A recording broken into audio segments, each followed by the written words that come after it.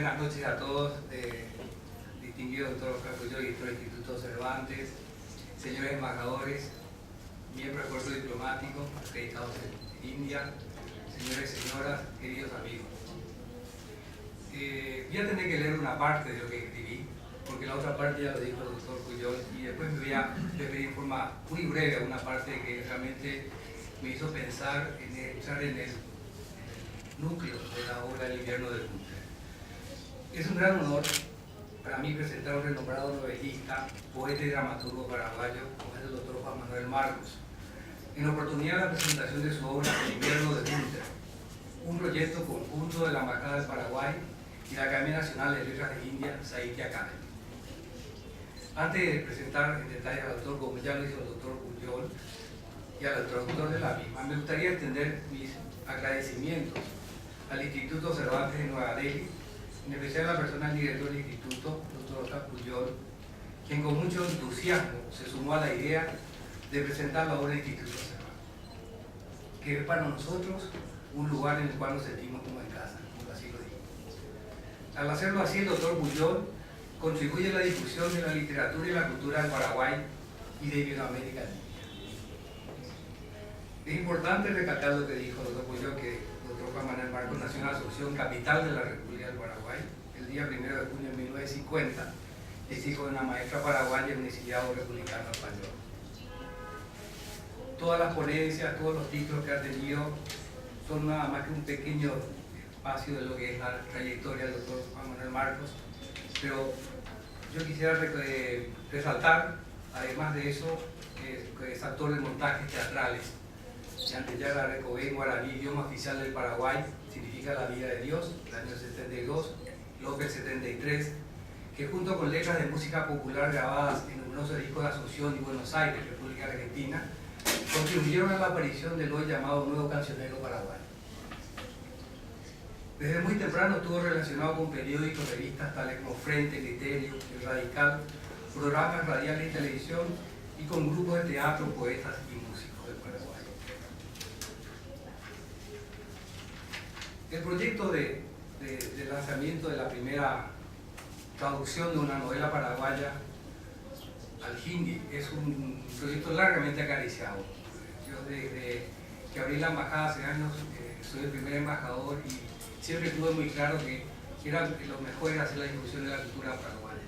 Y nada mejor que eso en todas sus manifestaciones, la música, el teatro y la literatura era algo que nos faltaba. Este proyecto, que se inició hace más de 2 años, con algunos altibajos, siempre estuve con el acompañamiento y el apoyo del doctor Juan Manuel Marcos, que desde el primer inicio que le hablé del proyecto me dijo, adelante, vamos, me encantaría. Tuvimos la suerte de conseguir a una excelente persona, conseguir en sentido conseguir, porque a través de un gran amigo, el profesor Ganguly, me introdujo al doctor Nautillal, que como decía ayer en la Sahitya Academy, me decía, qué suerte que el embajador confió en mí, yo no me conocía, y ayer fue tan franco que le había dicho que los primeros meses que ya estaba traduciendo, dijo que ya había casi terminado la obra, lo que no era cierto. Y por suerte, gracias a mi tenacidad, y que yo soy muy conocido sobre todo por mi familia, estaba siempre detrás del traductor. Es cierto que el 30%, ¿cuánto será el 40%? Y él me dijo, en 5 meses lo voy a hacer, y realmente fue un trabajo magistral. Le agradezco muchísimo, le felicito al doctor Nautillal por este gran trabajo. Ayer lanzamos esta obra, para mí es un orgullo, es un privilegio tener al doctor Juan Manuel Marcos, que además de ser todo lo que ustedes saben, es un gran amigo. Un hombre que ha impulsado la cultura del Paraguay en todas sus manifestaciones, y gracias a él hoy nosotros tenemos la ópera en Paraguay, como una institución, gracias a la Universidad del Norte, que tiene ballet, ópera y una orquesta sinfónica. Yo no quiero aburrirles demasiado porque lo que van a escuchar de Juan Manuel es extremadamente interesante, pero yo quisiera leer una parte del libro que me llamó la atención, que me gustó mucho, sobre todo soy romántico. Y está en la tercera parte, capítulo 4, que dice sobre el amor.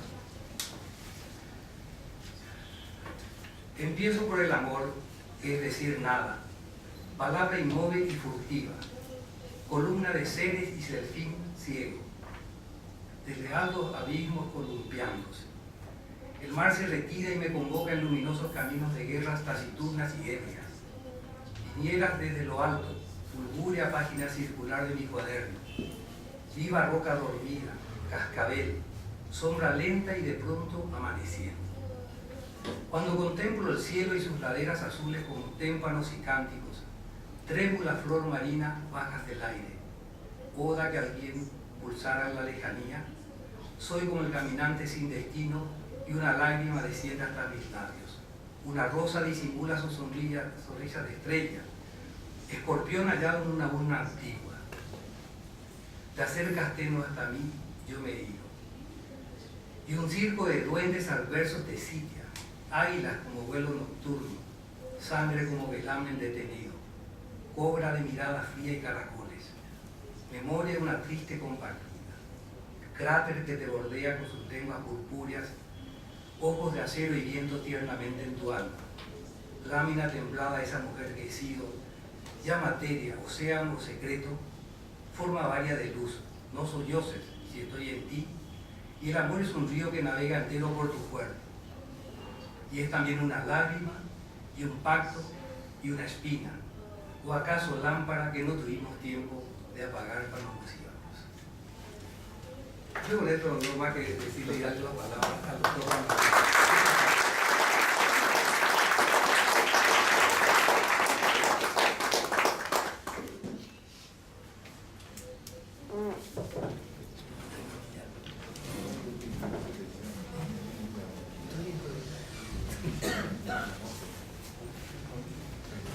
Buenas tardes, amigos.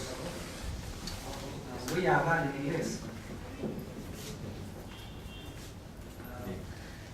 porque no sabía que tengo que hablar aquí. Y yo pensaba que solo el autor va a hablar.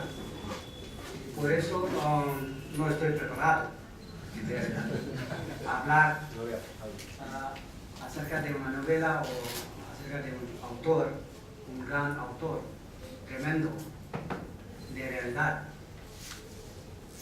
Entonces voy a hablar en inglés. Friends, yesterday we had, in fact, the best ever evening in my life in Sahitya Academy. And in the literary circle, I tell you, that this was one of the best and well-attended meeting in Sahitya Academy. In fact, Professor Namor Singh, who was the chief guest there, he said it in Hindi. I don't know whether Dr. Marcos understood it or not, because he was speaking in Hindi most of the part. But he mentioned it, that generally in Sahitya Academy, we see 4, 5, 6, 10 people, old people sitting without food. He was just mentioning like that. And now, yesterday, it was fully attended, even there were not vacant seats. So it was really a surprise, maybe because of that we hardly had any encounter with an author from South America, from Paraguay especially. Earlier there were authors here. Octavio Paz was an ambassador here. He lived here. He wrote poems on India. But as an author from Latin America in Sahitya Academy, I have not heard. Ernesto Cardenal had come long back in Bhopal. There was a conference, literary conference. He had come there. But in Sahitya Academy, I don't remember anybody. I don't know if Professor Ganguly can correct me if anybody has come. But to my knowledge, there wasn't any. So it was really, I think, for the literary circle here in Delhi especially, news that somebody from Latin America, from Paraguay, is coming, and so we tried our best to publicize it as much as possible through word of mouth or whatever, and it was well. That's one part of it. And while translating, as His Excellency mentioned it, he in fact discovered me that I am also a human being here who knows Spanish. Thanks to Professor Ganguly. I'm very unknown for this Spanish-speaking people here. I'm not that social. That is definitely a drawback with me. I do not go around and don't publicize. But let me tell you that I have been translating for the last 30 years. And I have to tell you, because there is nobody who is going to tell about me. So, so I have to tell you that I am the person who has introduced some authors in India. Nobody knew about them. Jose Marti, the Cuban great person, I'm the person who translated him from Spanish to Hindi for the first time way back in 1975. And the journey goes on. You name any great writer from Spain or Latin America, either a story or a poem or something, I have translated and contributed to different literary journals in Hindi. And I was mentioning yesterday also that in India we have a tradition, the literary magazines, they are not commercial at all. You hardly have any the good literary magazines in the commercial market. There are none. We have what we call them the little magazines. They are in fact circulated to friends mostly, or the people who know that this magazine is published from this part or that part, so they contribute, and they no writer gets any single penny for writing or contributing to the magazines. So that is the state of affairs here, but still I'm proud of this fact that we have been not ignoring the progress of literature in other parts of the world. Generally, it was the scenario of literature in India was through either Washington or through London, because they would just publish it from English translation. And of course, you must be knowing better that if it is translated first from Spanish to English, then English to Hindi or some other language, what will happen to that translation, you can imagine. And I know even in direct translation from Spanish to English, I have found mistakes. I'm not saying that I'm a great translator, but I can categorically mention that there are mistakes in those translations. And I can mention the Penguin, a great publishing house, there are mistakes in that. So it is not that we have not tried, because Spanish, when I started learning this language, you will excuse me that I'm talking about myself, but I have to tell you about the Spanish language here in India. So in 73, 74, JNU had started on its Spanish language. In fact, Professor Ganguly is the first person from the first batch of Spanish from JNU. And that is what the journey of Spanish language started in this country, I must say. I don't know whether in Santi there was somebody, some missionary teaching, but there was no case before. Then I think Professor Kusol, he started in Banaras also, I think, when he was there.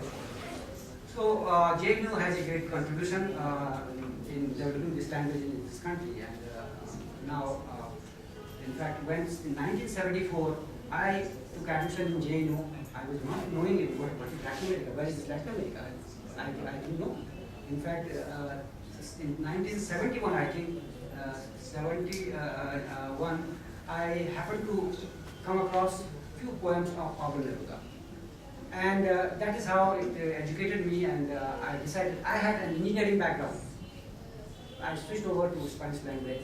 In fact, my family, I was outcast by my family for some period of time. But they said that we produced you as an engineer and you have run away from that.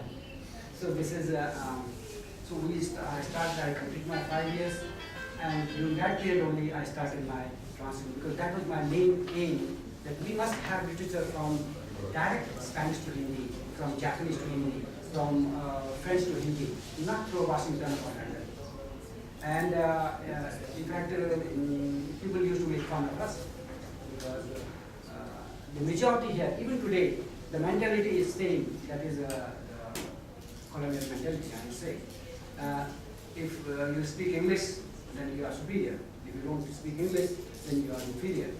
So that mentality exists. I don't know whether this is the case in Latin America also, but we have that legacy still going on.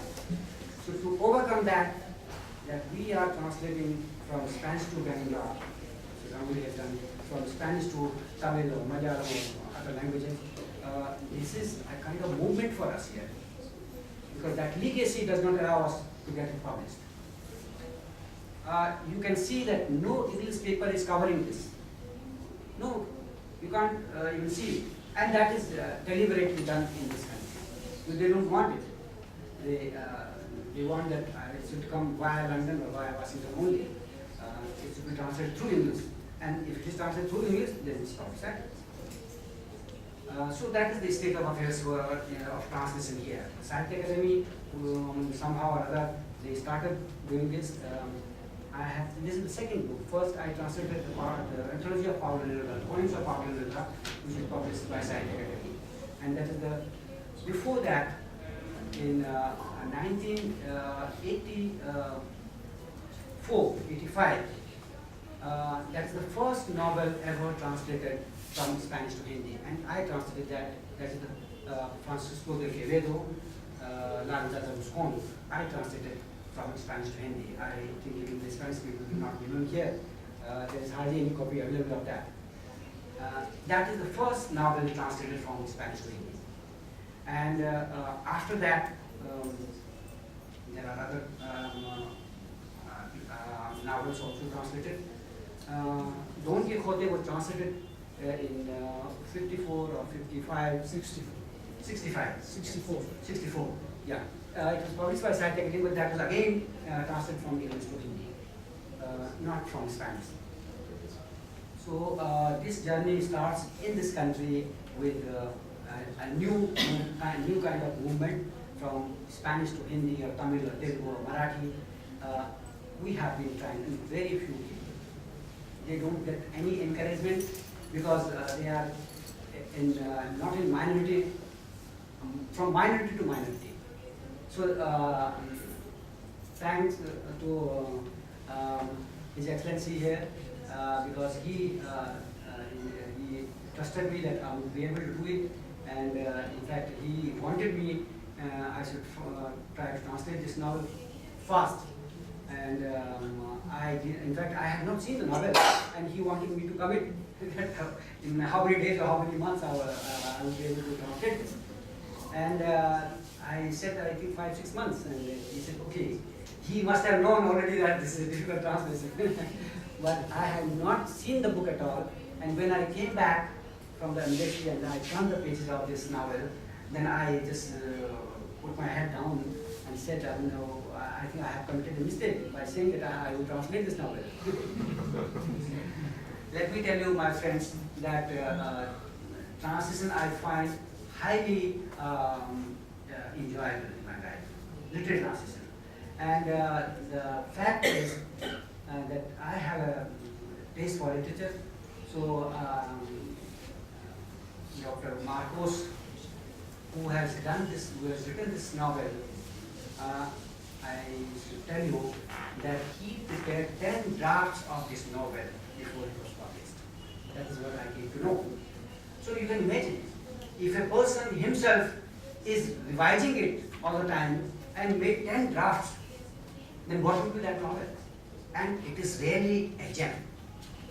I must tell you that I have read quite a bit Hindi or Spanish or English, Russian, but this novel is unique, and I would suggest that you please go through this novel.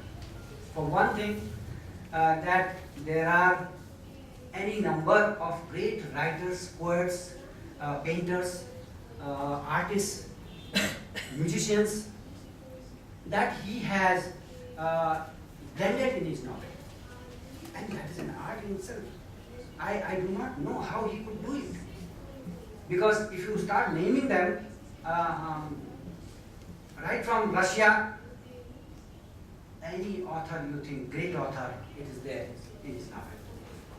And to blend all these people, all these shades, writer, poet, musician, artist, Goya is there, Picasso is there,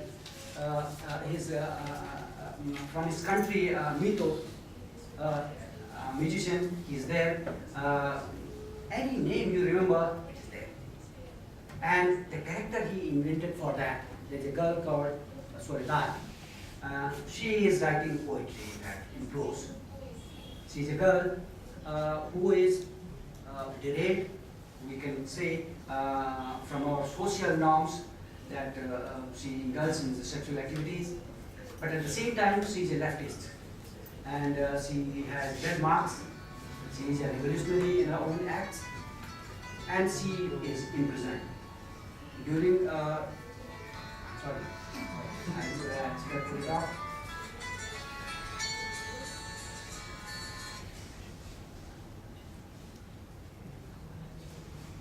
So, what I was mentioning, that these characters, the Soledad, that girl, Soledad, she is a revolutionary, and the dictatorship is there in the country, so she is in prison. She is tortured with third degree, and you can think of any way of, any method of torture, she undergoes that, and she keeps on writing to her beloved, to her girlfriend, Veronica, and that is the poetry. He invented that way of engaging all these writers, poets in her writing, through her writing, and it is marvelous. It is a poetry in prose. I have yet to read such a prose, and that is where my difficulty started. Because translating that, you already know that we do not have any dictionary. Spanish-Hindi dictionary, the dictionary we have for namesake is good for nothing. So, without any dictionary, if you translate, it is really a hell of a problem. So, in fact, I went through that novel twice. I had the English text also with me, and I found that even the English translator has invented his own way of translating it, because the pieces that you find in that novel, you cannot simply translate them just like that. So it was really a tough task for me. In fact, yesterday also I mentioned it to the ambassador that once I was thinking of telling him that I can't do it, because if you are honest in doing it, then it is really difficult.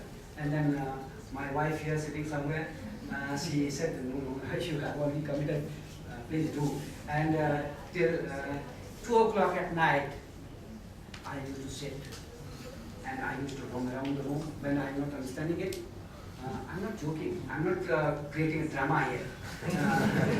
This was the when I used to come out of my small computer room. My wife used to sleep there. Of course, she wouldn't sleep because I'm there struggling with that, and the computer is on and lights are on. So she would wake up and say, "Why are you struggling? Just sleep for a few hours. Maybe that's tomorrow morning. You have some idea and then translate it." But I would tell her that the problem is that I will not be able to sleep, because the passage I have read, it will not let me sleep. So that was the story. For 5 months I struggled with it, and I prepared, in fact, 2 drafts of it. He prepared 10 drafts, but I apologize for preparing only 2 drafts. But I did it somehow or other. The ambassador was after my life, in fact. After 15 or 30 days, he used to give me a ring. How far you have gone? You tell me the percentage or the pages you have translated. And I confess, sir, that I used to tell him a lie at times. That I have translated 30 pages or 50 pages. I didn't translate. And what I'm trying to say, now the process I'm explaining it to him, I hope he is able to understand it, that my lies were for the betterment of the novel, for the betterment of the translation. And so he understood. I think he himself is a great genius person, so he knew it already, and he used to laugh from that. Yes, it is there. He knows how difficult the novel is. So the story, I can tell you, the story goes at various levels. It's not just one single story. I mentioned one Soledad and Veronica, two friends, but there are many, there are journals, and there's one journal, a retired journal who is running brothel. All kinds of shades. The adolescents, the young generation, how it is getting delayed. They are indulging in sexual activities without knowing what they are doing. Then he involves the teaching community, the professors, how they behave, and he has, I think, every idea about everything, and that is how he has put it in that novel. He has involved the father, the father from the church, how the school, missionary school there, what the warden is doing with the children, and there are very, very minor things from every walk of life that he has taken and used in his novel. While translating from Spanish, the technique I have to adopt, I must tell you here that he has 3 or 4 pages continuously without single full stop or comma. There is nothing. Now you can imagine. Now, 3 pages, 4 pages without any comma, full stop. You have to understand it, what he is talking, and then you have to translate it. You have to translate in your language so that it is readable. It appears that it is in Hindi, because if it is mechanically translated, then nobody will read it. So that was really a difficult part.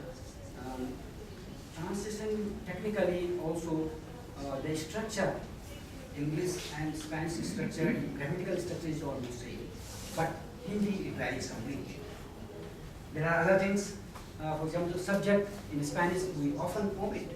I was mentioning yesterday. Now whether you say you, that is usted, or you say él or ella, he or she, the verb remains same. And you may mention, you may not mention that usted or él or ella. Now, if it is not there in 3 pages continuously without any comma and full stop, you are lost in between. So that was another problem from one language to another language where there is no grammatical, structurally there is no connection. Yesterday, Dr. Marcos mentioned about the river Paraguay, and the name of the country is based on that only, and the capital is just situated on the bank of river Paraguay, and he was mentioning. So I reminded him that we are also here. There's Jamuna flowing right in the middle of Delhi. May not be that beautiful as Paraguay, because I am not seeing, but should be beautiful. Other than that, what yesterday I mentioned, that we have some other connection also. The date 15 is auspicious for Paraguay for 2 reasons. That 15th August is their Founders Day for capital, Asuncion. And 15th again, but it's May, it is their Independence Day. And we also have 15th of August, which is our Independence Day. So there is some connection with India and Paraguay that way. The character I was mentioning yesterday, he has a fancy, there is a fancy show. I think it is Toto's children, I think, if I'm not making a mistake. In that fancy show, a lady wears a sari, and so he has mentioned that and named that person, that lady, Indira.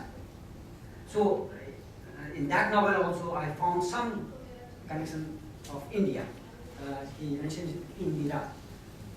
Though sari is not mentioned there, probably it was difficult to know in Paraguay that there is something like sari. But he must have seen in TV or in films wearing that, so he had mentioned that. There is one more character there, Don Aquilio, I think. he borrowed some money to establish a restaurant in New York City from an Indian, from India. So I was mentioning it yesterday that we have that connection also in your novel. There are the language. We also have, in fact, I must tell you here that way back we have a poet called Kabir, I think you are familiar. So he mentioned Bhasha Behta Neer. Bhasha Behta Neer in Hindi. That means language is like a flowing water. Language, that means water lives. It's lively only when it is flowing. If it is not flowing, it's dead. You have germs, you have mud there. So language is same. If it is people's language, it is like flowing water. You feel like going with it. And same is with Spanish language. It is still a people's language. English, I'm afraid, gradually it is not people's language. Even in the UK, only 50% people have their mother tongue as English. So gradually, though English, you may count the second largest spoken language in the world after Mandarin, that's there. But people's touch English is gradually, it is not being able to adopt that, the touch of the people. Even the English novels from India you have, they are city-based. So there's a gap, which I found that in Spanish novels, a novel like Viernes de Voltaire, you cannot think of that. It is people's language, it is people's, you find the people there in that. So all shades of people in that novel, every kind of life in the novel. So this is what I have to summarize, especially thanking Dr. Marcos and His Excellency here, the Minister of Paraguay, for giving me the opportunity to translate this and give the feel of Paraguay to our people here in India, in Hindi. And whether I'm successful or not, that the people have to say, but I'm sure that I have tried to be honest on my part. Thank you very much.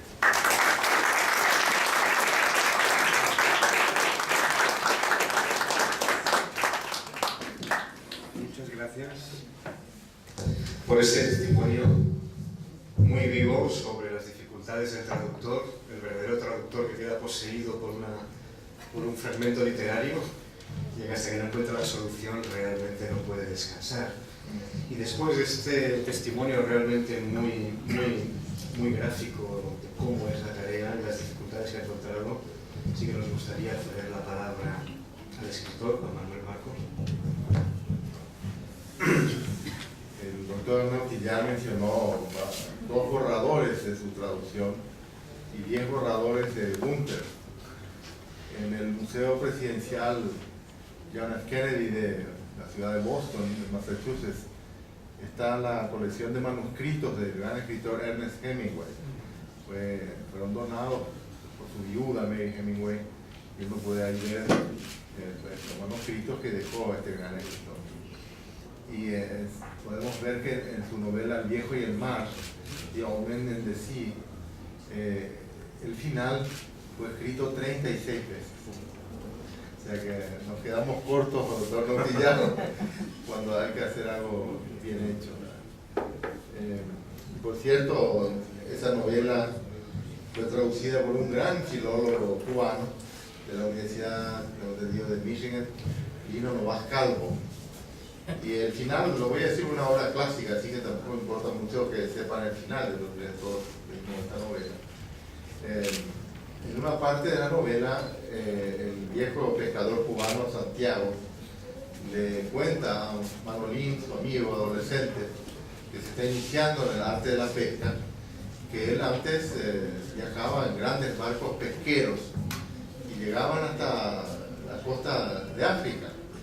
Y allí veían estos leones africanos jugando, dice Santiago, como gatitos en la playa. Esa es una imagen realmente espectacular de Hemingway, propia de su gran prosa, del color dorado de los leones con el color dorado también de la arena y bajo el sol. Es algo grandioso. Cuando vuelve Santiago a su casa y absolutamente agotado, está acostado en su camastro y Manolín va a verlo, y dice Hemingway, el narrador, que está descansando o algo así. Algunos pueden interpretar que murió del esfuerzo o simplemente está descansando y se va a despertar al día siguiente normalmente. Eso es un final abierto. Y Hemingway, que escribió 36 veces hasta encontrar el final más grandioso, ¿no? Efectivamente la frase final es absolutamente grandiosa. Dice, Manolín dice, no sabe, vio que estaba muy cansado, no quiso despertarlo. Seguramente estaba soñando con leones. Es una imagen muy grandiosa, pues, recordando lo que ya había dicho Santiago antes. Pues Lino Nomás Calvo, este gran traductor que conoce mejor que cualquiera la cultura cubana y también norteamericana, dice en su primera traducción, estaba soñando con leones marinos. Un error espantoso de traducción que no tenía absolutamente nada que ver con la trama. Por supuesto, si ahora buscan la traducción firmada por el propio Nomás Calvo, no van a encontrar marinos, ya lo corrigió. Pero realmente puede ocurrir eso también a veces en los mayores esfuerzos, y estoy seguro que en ese caso no hay leones marinos de parte de la traducción del doctor Nautillar. Es un esfuerzo grandioso que agradezco mucho en nombre no solamente mismo de esta obra, sino por causar interés por la cultura y la realidad de nuestro país, el Paraguay. Y quiero agradecer en ese sentido al Instituto Cervantes de la Embajada de España, la persona de su director, el querido colega Oscar Pujol, un gran filólogo, experto en sánscrito, esta amabilidad de invitarnos aquí a acoger esta presentación con la presencia tan distinguida de todos ustedes. Esto no hubiera sido posible realmente sin el activísimo empuje del embajador del Paraguay, excelencia el doctor Genaro Papalardo, que desde hace 2 años o más estuvo impulsando incansablemente realmente este proyecto, que ayer se hizo realidad en la Academia Nacional de Letras de la India. Realmente es un honor que haya en este auditorio personalidades tan eminentes como el señor embajador de Colombia en la India, don Juan Alfredo Pinto Saavedra, un país entrañable para los paraguayos. Tenemos una doble nacionalidad decretada por el Congreso de Colombia con motivo de la guerra del siglo pasado, del siglo antepasado, una resolución redactada por Jorge Isaacs. Así que tenemos una muy buena relación. También está presente el embajador de Cuba, don Abelardo Cueto Sosa. José Martí fue cónsul del Paraguay en Nueva York. Tenemos una relación extraordinaria con Cuba. La directora del Ballet Clásico del Mi Norte es cubana, es su primer bailarín también. Y hay muchos vínculos hace poco se publicó una colección por Casa de las Américas dirigida por el pianista francés Alain Sicard sobre Roa Bastos, que incluyó un trabajo mío. Y sí tenemos constantes vínculos también con Cuba. En el caso de Uruguay, bueno, esta es una cuestión familiar. Don César Ferrer, muchísimas gracias. Uruguayos y paraguayos somos no solamente parientes, estamos entrelazados. Creo que todo uruguayo tiene un pariente paraguayo y todo paraguayo un pariente uruguayo. Así que muchísimas gracias también por estar acá. Hemos conocido hoy al mediodía en el hotel al embajador de Argentina. Ernesto. Bueno, Ernesto Álvarez, un honor, y además cumplió perfectamente su palabra, nos dijo que estaría aquí, ahí está.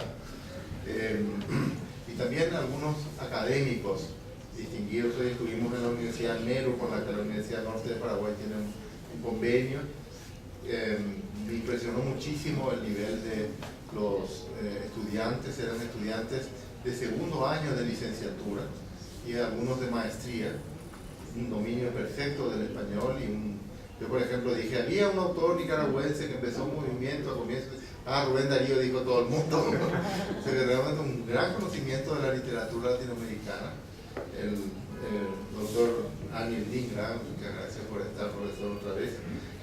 Y lo mismo me ocurrió con la Universidad de él, y también más temprano, ese gran conocimiento de nuestra cultura aquí. Así que realmente es un honor estar con todos ustedes, con la distinguida audiencia que nos acompaña. Hemos viajado con mi hijo Sergio, que está acá presente, a ver, no sé si ya lo conocen, lo levantan un poco, levanta la mano, es tibia. Sergio es un activo líder ejecutivo de la universidad, y en su actividad particular es cineasta. Ha estudiado en la Universidad de California en Los Ángeles y en San Antonio Los Baños de Cuba. Y esta mañana presentó una breve película que hizo en Los Ángeles, y le voy a dejar acá a el querido Oscar Puyol otra película de mediometraje para que puedan ver a lo mejor en alguna otra ocasión dentro del instituto. Por otro lado, queremos entregar 3 ejemplares, ¿verdad?, de la edición de la Academia, 3 traducciones al hindi. Esta es la tapa del libro, que ya está de nuevo ahí. También hay una edición bilingüe, español-inglés, que le vamos a entregar al señor Puyol para que haya también consulta para aquellos que les interese en la biblioteca del instituto. Y la edición, naturalmente, en español, es la 3ª edición en español que salió. En realidad no fue presentada todavía en Paraguay, ya estamos acá viéndola. Esa incluye 10 estudios de críticos de 7 países, uno también, que por si acaso alguien quiera profundizar en eso, y seguro que también los estudiantes de español de estas fantásticas universidades. Por eso quedé muy agradecido en nombre de Paraguay a la Academia Cerquita, al doctor Nautillal, a las universidades que nos invitaron, Nehru y Delhi, y las maravillosas atenciones que hemos tenido aquí de parte del embajador Apalardo, su señora Romina, su hijo Rubén, toda su familia tan maravillosa, que de luego la consideramos nuestra, ¿verdad? Así que se justifican las 28 horas de vuelo que hemos tenido con Sergio, y realmente es un placer muy grande estar aquí. Esta novela ha sido considerada como parte del movimiento reciente de la narrativa latinoamericana, que a falta de una mejor denominación se denomina post-boom. Eso hace referencia naturalmente al boom. ¿Qué fue este boom? En 1967, un narrador latinoamericano ganaba por primera vez el Premio Nobel de Literatura. Miguel Ángel Asturias, embajador presidente de Guatemala en París, ganó el Premio Nobel, el autor de novelas extraordinarias como El Señor Presidente, y llamó la atención del mundo por ese hecho, ya que antes solamente había ganado una escritora que se dedicaba a la poesía, la gran escritora chilena Gabriela Mistral en los años 40. Entonces ese fue un fenómeno que atrajo la atención mundial sobre Latinoamérica. El otro hecho indudablemente importante fue la Revolución Cubana. El 1 de enero de 1959, un grupo de jóvenes idealistas, a quienes nadie le auguraba el menor futuro político, tomó el poder y derrocó al gobierno que estaba antes. De alguna manera, por lo menos parte de Estados Unidos se sintió amenazada por ese nuevo régimen que tenía el apoyo de la Unión Soviética en el marco de la Guerra Fría. Y eso causó en Estados Unidos algo muy positivo para las letras latinoamericanas, pues se multiplicaron los fondos para todos los estudios de español de Latinoamérica, centros de estudios latinoamericanos, etc. Y los departamentos de español, que se dedicaban principalmente al siglo de oro, a Cervantes, etc., empezaron a interesarse también por la nueva literatura latinoamericana. Y por último hubo un hecho que pasó más desapercibido, pero que también ocurrió en 1967, que fue la publicación de una novela en la editorial sudamericana de Buenos Aires, de un autor colombiano llamado Gabriel García Márquez, con el título de 100 años de soledad. Ese hecho modesto se alcanzó mayor magnitud poco después, cuando vendió 16 millones de ejemplares. Y con el tiempo el propio García Márquez ganaría también ese mismo premio que ganó Asturias en el 67. Aparte de eso, también hubo unos fenómenos paralelos, como por ejemplo la aparición de agencias literarias. Los escritores latinoamericanos se arreglaban como podían, publicaban, por ahí tenían alguna recomendación para alguna editorial. Recordemos que Guillermo de Torre, el cuñado de Borges, lector de MC, rechazó una novela diciéndole a su autor: mire, usted dedíquese a otra cosa, pues a la literatura no le va a ir bien. Era La hojarasca de García Márquez. No sé si conservó su puesto en MC, puesto que García Márquez pues, pasó su novela sudamericana y ya se quedó con ellos. La agencia Carmen Balcells, por ejemplo, de Barcelona, la señora ya mayor ahora, fue muy importante para promover la obra de estos autores de una manera profesional. Y luego había revistas literarias que se ocupaban del análisis de estas obras recientes que no lo hacían las universidades.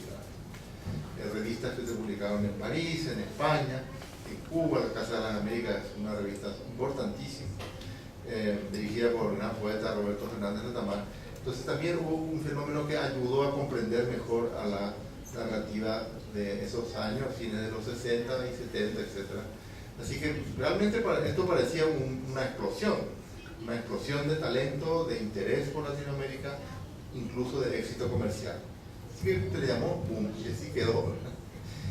Ahora, en cuanto a la estética de autores del boom como García Márquez, Cortázar, Carlos Fuentes, Vargas Llosa, había antecedentes, había precursores de este movimiento. Por ejemplo, uno de ellos era el propio Asturias. Asturias introdujo el mito, principalmente de los pueblos centroamericanos, hombres de maíz, por ejemplo, dentro del curso de una narrativa realista. Y eso era muy original. El mito conviviendo con el realismo más crudo. Otro autor, el cubano Alejo Carpentier, trasladó al contexto latinoamericano un concepto estético alemán de lo real maravilloso, que con el tiempo se denominó y hasta ahora se denomina realismo mágico. Es decir, la coexistencia de la fantasía con la realidad en el mismo plano narrativo. No como los surrealistas, que terminaba el realismo y empezaba la fantasía, sino esta coexistencia, ¿verdad? Como que se entrelazaban y se animaban mutuamente. Y alguien muy importante, Jorge Luis Borges, que llamó la atención sobre su propio estilo. Era una especie de narcisismo autorreferencial sobre una prosa absolutamente espléndida. Y generalmente en toda evolución el narcisismo forma parte del camino hacia la madurez, porque como los niños, etcétera, cuando por fin le sale bien el cuaderno, algo lindo al niño le muestra a su mamá, también ocurrió con el modernismo, con Rubén Darío, ese gran dominio del lenguaje, y también ocurrió con el narcisismo de Borges. Y un caso muy especial también, que fue el de Faulkner, un escritor fuera del ámbito de nuestra lengua, el escritor sureño norteamericano William Faulkner, le dio a su prosa un tono absolutamente original, una cierta grandiosidad sombría, de un pueblo derrotado como fue el pueblo del sur de Estados Unidos en la Guerra Civil. Si ustedes releen, por ejemplo, un cuento llamado A Rose for Emily, una rosa para Emilia, clarísimamente, que es de 1949, el año que ganó el Nobel Faulkner, clarísimamente se ve el antecedente de Faulkner en García Márquez. Ese tono grandioso, medio bíblico, está presente en esa novela, narrando cosas, sin embargo, absolutamente cotidianas por otro lado.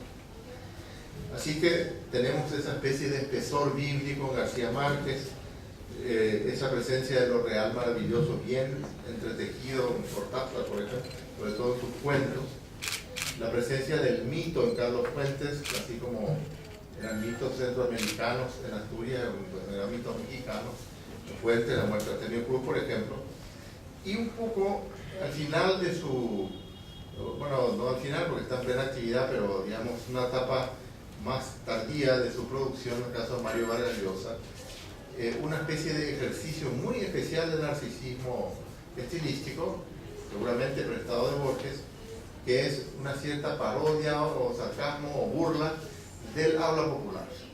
Como por ejemplo en el caso de La tía Julia el escribidor, es una burla del lenguaje del radioteatro, en un gesto absolutamente opuesto al de Manuel Puig, que al contrario reivindicaba la subliteratura y el lenguaje popular del tango en Boquitas Pintadas, o aún el cine barato en Beso de la Mujer Araña. Bueno, pero el tiempo siguió pasando, y por otro lado, al mismo tiempo que estos autores del boom iban publicando, también publicaban otros autores que, a los cuales el gran foco de la atención internacional no había iluminado con esta potencia de estos otros. A cierto punto eran un poco marginales algunos. Y aquí tenemos, así como hubo 3 precursores del boom, otros 3 del post-boom. El primero, un mexicano llamado Juan Rulfo, que escribió solamente 200 páginas, una colección de cuentos, El Llano en Llama, y su gran novela Pedro Páramo. Yo no creo que haya otro autor con una prosa más perfecta en el siglo XX que Rulfo. Sin embargo, si uno lee Pedro Páramo, parece que está hablando un campesino de Jalisco, el estado natal de él.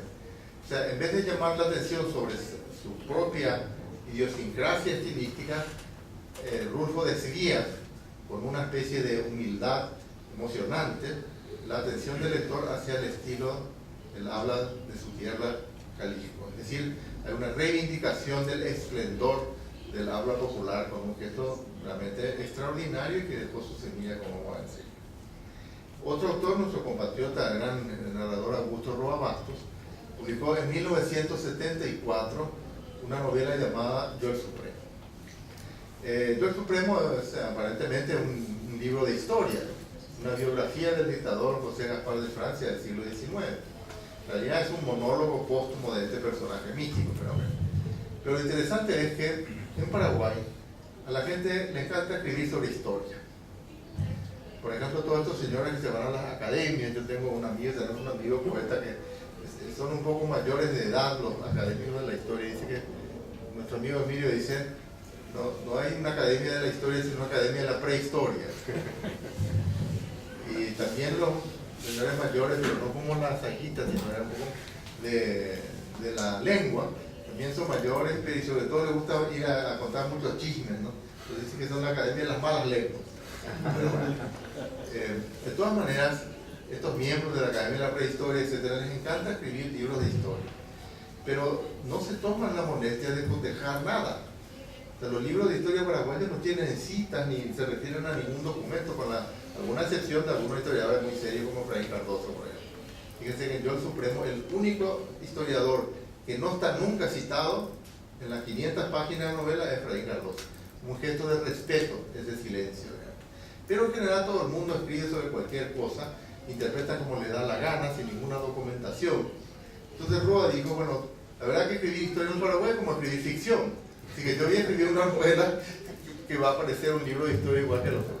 No, se enojaron muchísimo los historiadores, pero la novela resultó divertidísima. La gente cree que es una obra seria, una obra solemne, es una obra divertidísima, solamente que hay que tener la clave humorística para disfrutar de esta enorme parodia del discurso histórico que es Yo el Supremo. Y por último, un autor uruguayo, Mario Benedetti, en esa época escribía, a diferencia de esta fosforescencia fabulosa del estilo borgiano, escribía con la mayor sencillez posible. El habla cotidiana, montevideana, así como ocurrió con el posmodernismo, con Gabriela Mistral, la vuelta a temas graves como el amor, la muerte, la existencia, tocando temas serios, sobrios, con la mayor sencillez y con una recuperación del referente extraordinaria, así como explota en El Beso de la Mujer Araña la realidad en esa cárcel sudamericana, en medio de las locas descripciones de películas baratas que hace el videísta que está preso por persecución a menores, etcétera, acoso a menores. Y así fue desarrollándose este mundo de autores precursores del llamado post-boom. Y quisiera, así como hubo también un elemento especial, como fue Faulkner. En el caso de la escritura del Popún, hay un referente fundamental que es el propio Cervantes. Y acá estamos en el Instituto Cervantes. O sea que yo de alguna manera en algunos trabajos he llamado cervantista la prosa del boom, la borgiana la prosa del boom y cervantista a la del Popún. Ya que si ustedes revisan Don Quijote, encontrarán que parece efectivamente una novela de caballería, ¿no? Una novela de aventuras. Y este señor se volvió loco, ¿verdad?, a Don Quijote por leer tantas novelas de aventuras. Entonces la novela parece otra novela de caballería, pero en realidad es una parodia de la novela de caballería. Hay gente que lo ocurre eso. Por ejemplo, si vamos a suponer que nuestro querido amigo Oscar Pujol le gustaban mucho las novelas de James Bond, y un buen día vamos llegando acá y nos dice: soy Pujol, Oscar Pujol. Entonces pues puede haber a lo mejor alguna influencia de Fleming. Entonces ese gesto de la parodia es precursor a la vez por parte de Cervantes de parodias posteriores o canibalizaciones posteriores como la que hizo el Supremo respecto a la historia. Y así tenemos autores del Popún como el escritor argentino Membo Giardinelli, que es chaqueño, su región tiene un sustrato guaranítico y paraguayo. Él escribió mucho sobre temas fronterizos y con lenguajes fronterizos. No en balde, el único prólogo que hizo Rulfo en su vida fue un prólogo de la novela Luna Caliente de Giardinelli. Por ejemplo, en El cielo con las manos utiliza muchos elementos del sustrato paraguayo de la cultura del Chaco, en la Argentina. Y también él vivió exiliado en México, de manera que, por ejemplo, que solo se quedan los muertos, transcurre en Zacatecas y es hablado en español mexicano, en gran parte. Incluso hay un autor uruguayo que se llama Saúl Ibargoyen, que escribió una novela que se llama Fronteras de Joaquín Coluna, que está narrada en portuñol. Este lenguaje es algo despreciado, porque la gente dice hay que hablar bien español, hay que hablar bien portugués. Pero en esta ciudad imaginaria de Ribamento, que es una mezcla de Santana de Livramento y de Rivera, está narrada una magnífica novela en portuñol. Eso lo sabemos bien en Paraguay porque hay mucho portuñol en Ciudad del Este, pero con caballeros. Tenemos a una escritora, en el boom no había grandes figuras escritoras, mujeres escritoras. En el caso de Isabel Allende, por ejemplo, en 1982, publica La Casa de los Espíritus. Y uno empieza a leer la novela y parece que está copiando a García Márquez, clarísimamente. Toda la novela tiene ese tono bíblico, situaciones medio sobrenaturales, una dinastía familiar, en vez de los Buendía, los Trueba. Algo muy parecido a, así como uno tendría la sensación de leer una novela de caballería al empezar, ¿no? Y de repente estalla en la novela la realidad. El golpe militar, criminal, naturalmente, de Pinochet, las torturas que sufre un montón de gente, entre ellas personajes femeninos, aparecen personajes completamente reales, y se rompe el discurso del boom en ese momento. Entonces uno percibe que es una parodia efectivamente al canon del boom en uno de sus máximos personajes y uno de los máximos exponentes como García Márquez. Otro compatriota de Isabel, Antonio Escármeta, un poco en la línea del ejemplo de Benedetti, escribe, no solamente recupera el referente y pone en su famosa novela Il Postino, tuvo mucho éxito en el cine, a un personaje real que es el poeta Pablo Neruda, ¿verdad?, con un cartero que le lleva las cartas, a Isla Negra, aunque la película aparece en Italia, ¿verdad? Y ese tema sencillo, donde abundan, por ejemplo, temas sobre el humor, la vida cotidiana, etc., es un gesto muy parecido al de Benedetti, que nos recomienda algo muy sano para cualquier ser humano y para cualquier cultura, que es no tomarnos tan en serio, no ser tan solemnes, ¿verdad? La solemnidad es patológica, ¿no? Entonces, el hecho de relajarnos un poco y no tomarnos tan en serio es algo sano, y es algo que acerca a los pueblos. Enseguida uno pues, se pone menos tenso, y ese es un gesto muy típico del popún, de la presencia del humor y de la mujer, porque aparte de Isabel tenemos a Laura Esquivel, Ángeles Mastreta, Laura Restrepo, a Lucía Ángel de Colombia, tenemos a Elena Araujo, también colombiana, Luisa Valenzuela de Argentina, una gran cantidad de autoras mujeres entre ellas algunas de primera línea en cuanto a ventas y a consideración crítica. Un gran escritor mexicano, Horacio Cepeda, pertenece al sur de México, que es la provincia de Chiapas, el estado de Chiapas, fronterizo con Guatemala, y gran parte de su obra está narrada en el nivel de discurso chiapaneco. Como ustedes saben, es el único estado de México que usa el vos en vez del tú. Incluso hay un cuento maravilloso que tiene que ver con el cine, se llama De la marimba al son, que está narrado no desde la primera persona, o sea, yo, o la tercera, él, que es lo más tradicional, el narrador omnisciente, sino desde nosotros, porque narra la historia del cine en Chiapas. Y la gente se va, es un personaje colectivo que va a ver. Y entonces, al principio llegó el cine mudo y había que animarlo de alguna forma, entonces alguien se empezó a tocar la marimba. Por eso se llama De la marimba, y es una historia muy tierna de su cultura original, que es la chiapaneca. Otro tipo de lenguaje fronterizo. Bueno, y en cuanto a Gunther, con esto ya vamos a terminar. En la época que escribí Gunther, en los años 80, se empezaba a tomar en consideración a un gran teórico ruso llamado Mikhail Bakhtin. Bakhtin era un personaje muy especial en todo sentido.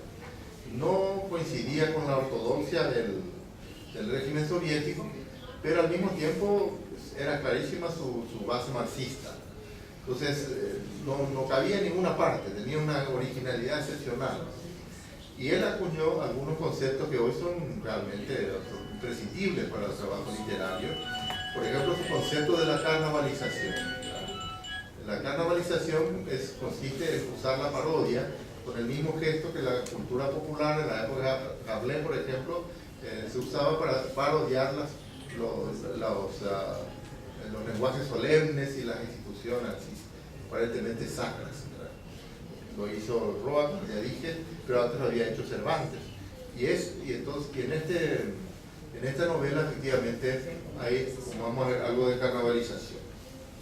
Otro concepto creado por Bakhtin es el de heteroglosia. En la novela tradicional de un Flaubert o la grande novela realista, Tolstoy, etc., el narrador omnisciente abarca con su poder narrativo toda la dimensión novelística. Por ejemplo, dice, el embajador Papalardo se fue al hall de entrada y mientras iba caminando pensó, me voy al hall de entrada. O sea, no le dejaban luego escapatoria a uno para interpretar solamente de una manera lo que se estaba narrando. Sin embargo, dice Bakhtin que un mundo como el de Dostoyevsky, por ejemplo, es heteroglótico, hay una población de voces, una superpoblación de voces, una confluencia de voces, como por ejemplo en esto, ¿cómo se llama? ¿Los hermanos Karamazov? No los hermanos y la otra, acabo de dar un curso sobre no me acuerdo ahora. El crimen y castigo. Ahí, por ejemplo, el Raskolnikov y otros personajes hablan al mismo tiempo que el policía y que todo el mundo, y el lector tiene que interpretar esto por su cuenta. También se le llama dialogismo a este juego de voces simultáneas. Yo uso esos dos elementos, también la técnica del caleidoscopio, que es la multiplicidad de puntos de vista. Eso no se entendía al comienzo en Paraguay cuando se publicó, pero después con la evolución del cine, en esa época, cuando se publicó hace 5 años, la gente tenía que ir al cine, sentarse en el teatro y ver la película. Ahora uno puede ir a la tienda de video, bajar de internet, YouTube y qué sé yo. Entonces todo el mundo está familiarizado con el cine y es muy normal esta multiplicidad de ángulos. Otra cosa muy simpática que a lo mejor a ustedes les va a causar mucha risa es que en Paraguay, por ejemplo, uno de los más grandes escritores acuñó una frase universal que hasta ahora recordamos, William Shakespeare, que dijo ser o no ser. Ese es el problema crucial.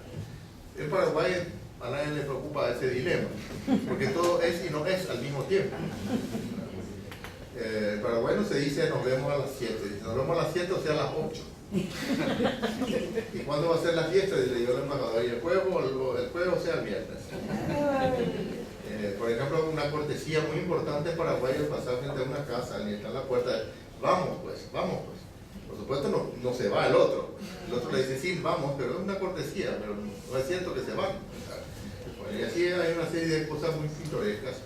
Y en el caso de Gunther, por ejemplo, bueno, este Gunther, que es un hijo de alemanes del interior del Paraguay, pero que estudia en Estados Unidos, se vuelve un economista muy pedante, muy conservador, tiene una sola hermana, viuda de un peluquero, cuya hija Soledad, la heroína de la novela, se va presa por escribir poemas. El texto que leyó el embajador es un poema de Soledad, ¿verdad? Entonces, por el grave pecado, cosa muy normal en esa época, de escribir poemas, pues estaba presa Soledad. Y Gunther era un hombre muy conservador que no solamente no le preocupaban las dictaduras sudamericanas, sino que hasta aprobaba un poco de mano dura, ¿verdad? Se tiene que ir a Sudamérica a ver qué pasó con su sobrina y ayudarla de alguna manera, ¿no? Entonces, yo dije con un poco de vulgaridad ayer en la academia, Gunther es y no es un hijo de puta. Su señora Eliza Lynch, que lleva el nombre de la compañera de Mariscal López, personaje femenino importantísimo del siglo XIX, bueno, es mitad blanca y mitad afroamericana, entonces es blanca o es negra, o es del siglo XIX, es la otra Lynch o es esta Lynch. Supuestamente la ciudad donde transcurre el hecho es Corrientes, que pertenece a la Argentina, pero todo el mundo se da cuenta que es Asunción. Entonces es Corrientes o es Asunción. Y es una serie de situaciones ambiguas.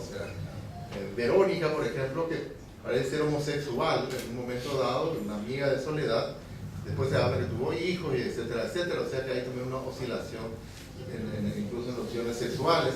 Hay un obispo barbudo, muy sensible con los humildes, pero que resulta muy sensible y muy positivo, pero también tiene algunos otros elementos negativos, ¿verdad? Entonces la gente se pregunta, ¿es hijo de Dios o del diablo, por ejemplo?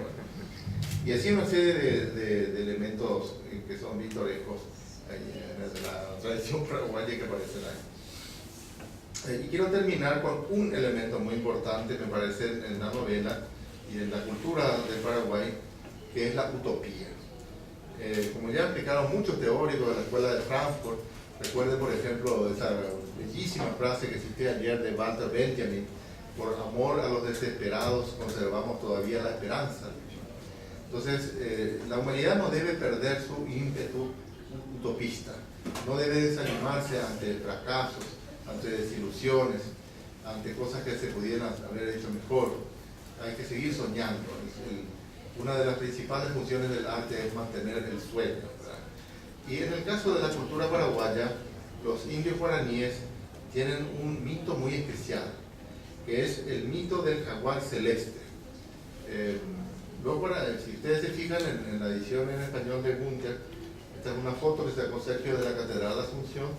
Encima está un cielo de invierno, y si se fijan bien, hay en ese cielo el rostro de un tigre, el rostro de un jaguar, ¿verdad? La palabra jaguar es de origen guaraní. Y bueno, los guaraníes piensan, y los paraguayos seguimos pensando, que un día un jaguar celeste se va a tragar el mundo malo, lo va a destruir, y vamos a emigrar a las tierras sin males. En guaraní se dice Ugumaranei. De hecho, grandes masas de indios en el pasado viajaban hacia el este buscando una tierra sin males. Es un mito sumamente importante. Entonces, en el texto que les voy a leer, que es uno de los más, yo le decía al embajador, ya tuvimos algo así como 16, esta es la 16ª presentación de Gunther en muchos países y en muchos lugares. Sin embargo, yo nunca leí esta escena. Es un poco compleja y se requiere un buen conocimiento del español. Y no sé por qué en realidad no la leí, pero lo voy a leer ahora con todo cariño. Y el historiador paraguayo Julio César Chávez narró un episodio absolutamente desopilante que ocurrió en la realidad de la Asunción colonial. Las autoridades coloniales paraguayas invitaron a Manuel Godoy, el favorito de la reina y del rey, para visitar Paraguay. Por supuesto, Godoy jamás pensó que iba a ir a molestarse a venir a Asunción, ¿verdad? Pero les dijo que haría lo posible o algo por el estilo, y se entusiasmaron mucho los asuncenos y prepararon un gran desfile con espectáculos de jinetes y un montón de cosas, y por supuesto comida. Y al final fue llegando un retrato de Godoy. Les mandó un retrato, o nos mandó un retrato. Entonces los asuncenos hicieron igual la fiesta, hicieron igual el desfile, pusieron al gobernador, al obispo, a todo el mundo allí, y encima de un sillón muy bueno, el retrato de Godoy. Se hizo el desfile delante del retrato. Por supuesto, a Roa, con su imaginación de novelista, le pareció extraordinario ese episodio, y entonces él recreó ese episodio, o sea, carnavalizó, diría Bakhtin, ese episodio en Yo el Supremo. Roa fue un gran amigo mío, fue profesor exclusivo de mi norte, o sea, como una especie de padre literario, un entrañable amigo, pero de todas maneras, él me enseñó a ser irreverente. Entonces, ¿por qué yo tendría que ser solemne? Y dije, bueno, si él carnavalizó a Chávez, ¿por qué no voy a carnavalizar yo a él mismo? Entonces, en este texto, es una carnavalización de la carnavalización de Yo el Supremo, de la biografía del doctor Francia, del gran historiador Julio César Chávez. Pero por otro lado, el tema es muy grave, porque Soledad, como saben, está presa. El lector quiere saber qué le pasó, está siendo torturada. Y bueno, por otro lado, hay un general que se llama González. Eso ocurrió en 1987, donde todo el mundo pensaba que todos los militares paraguayos eran fascistas, dictadores, ladrones, asesinos, etc. Y este González se apiada de la sobrina de Gunter y trata de ayudar. No les voy a contar todo lo que le pasa porque no van a disfrutar de la novela. Pero indudablemente tiene unos gestos democráticos. Y menos de 2 años después, el dictador Stroessner fue derrocado por un general de caballería. Y así empezó la apertura democrática en Paraguay. Entonces, hay ciertos personajes arrancados del futuro en esta... Bueno, eso, yo soy el primer sorprendido.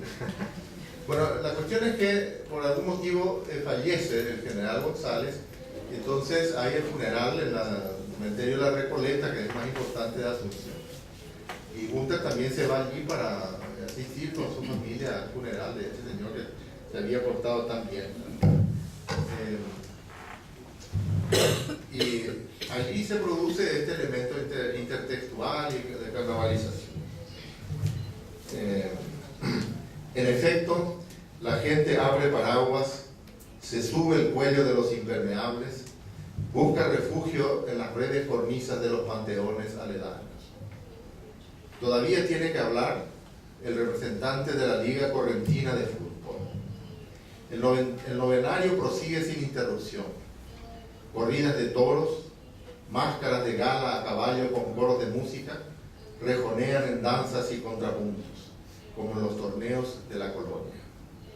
50 caballos, disfrazados de sarracenos e indios en corceles ricamente enjaezados, rivalizan en el fuego de la sortija. Ensartada por el vencedor de turno en la púa de plata, la sortija es llevada y entregada con un choro de saudade a las novias, que la recogen el lazo de la cinta y la dejan caer por el hueco del escote.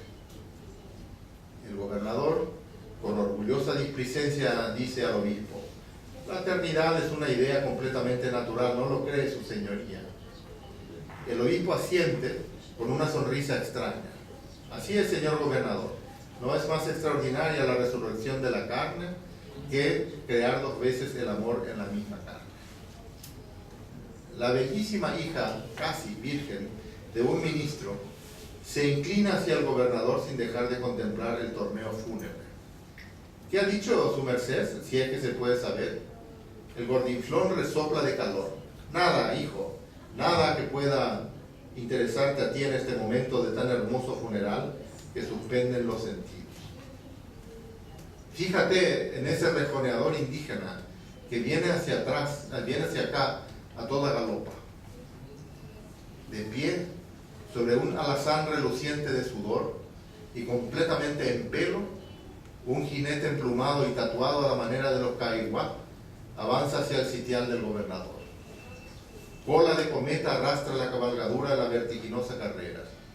Esbelto y gigantesco, erguido en el caballo, recto el tronco, los músculos, el sexo, el brazo tendido del jinete indígena, porta ensartada en una larguísima espina de coco la sortija roja que vivorea en el aire. El alazán sin brida modera el ímpetu de su marcha. Avanza ahora a pasos de danza. Sus cascos no redoblan al compás de Beethoven, sino de Barrios. Sus hollares van resollando un aliento púrpura que se expande a enorme presión. Los dos chorros golpean con su tirabuzón de humo los ijares. Levitan hacia atrás la cola cometa, dándole amenazo de animal fabuloso. Cabeza de caballo y de jaguar. El gobernador se yergue, verde de cólera, llamando a gritos a los guardias y chaireando en el aire con su bastón stop. Por Belcebú, ¿quién es este atrevido infiel que osa tamaña osadía? A mí guardias, a mí pies mudos, a mí arcabuceros, a mí monocéfalos. El hipocentauro con doble cabeza de hombre y jaguar frena de golpe ante el podio, encabritado, arañando el aire, los cascos en forma de garras. La parte humana se inclina desde lo alto y deja caer la víbora en la nariz del gobernador. Disparen, sayones, jayanes, ordena su voz descompuesta por la ira y el terror. Disparen, malparidos abortos, escopeteros, clama la voz del gobernador, perdido ya todo dominio de sí en repentino silencio. Las descargas restallan al fin. Se puede oír el fino silbido de las balas, los dientes del salvaje entre el humo y la pólvora. Sus tatuajes fosforecen en la llovizna y la penumbra que empieza a caer. Con la misma espina de coco se rasga la piel cobriza desde la garganta hasta el vientre. Se arranca la máscara de cera, dejando caer un revuelo de plumas, de escamas, como un Cristo Eva silvestre. Casi albina de puro blanca, alba la tez, albos los ojos, melena nazarena la del Cristo tigre. Soledad Montoya, Sanabria Gunther, enterrada ahí mismo esa mañana, está allí. Cacique, hechicera, profeta de los Caihuagualachí. No dejarás con vida a la hechicera, grita en un gallo afónico el gobernador. Ni los conquistadores ni los mamelucos los habían logrado dominar. También la cabalgadura del príncipe Cuñacaraí se ha acabado de transformar en un jaguar completamente turquesa. Fauces rojas y húmedas, colmillos de marfil, las manchas de la piel centellean metálicamente bajo la luna llena. El arzobispo de Corrientes se ha hincado de rodillas reverenciando la deslumbrante aparición y apuntando su cruz pectoral hacia el cuerpo llagado y resplandeciente de soledad en el que se ha borrado el ombligo. El gobernador aúlla órdenes, gritos, como chillidos de ratón entre los rugidos del tigre. A una nueva descarga, la poeta desnuda castañea los dedos.